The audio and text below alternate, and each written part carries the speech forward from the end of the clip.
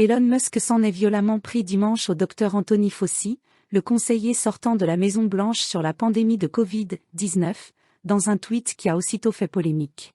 « Je m'appelle Jugé Fauci », a écrit le richissime patron de Twitter, dans une allusion à la campagne de la droite visant à poursuivre le Dr Fauci pour de supposés délits liés à son implication dans la réponse à la pandémie.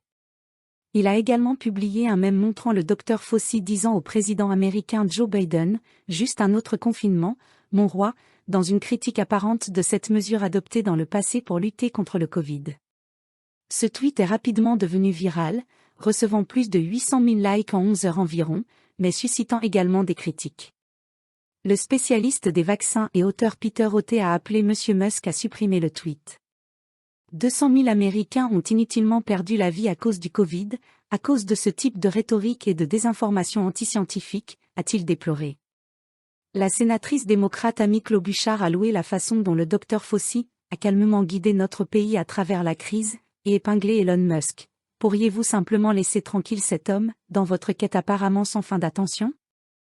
Les élus républicains ont menacé de s'en prendre à M. Fauci lorsqu'ils prendront le contrôle de la Chambre des représentants en janvier, après plusieurs disputes avec lui concernant les vaccins anti-Covid, le port obligatoire du masque et d'autres mesures liées à la pandémie. D'abord conseiller du président républicain Donald Trump avant le démocrate Joe Biden, le Dr Fauci s'est retrouvé mêlé à d'innombrables polémiques, lui qui avait toujours veillé à se tenir à l'écart de la politique.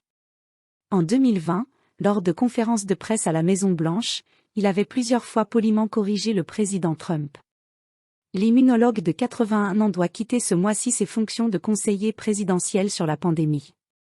Il quittera également avant la fin de l'année son poste de directeur de l'Institut national des maladies infectieuses, NIAID, qu'il occupait depuis 38 ans. En novembre, il avait déclaré que la pire difficulté à laquelle il avait dû faire face dans la lutte contre le Covid était la polarisation politique du pays.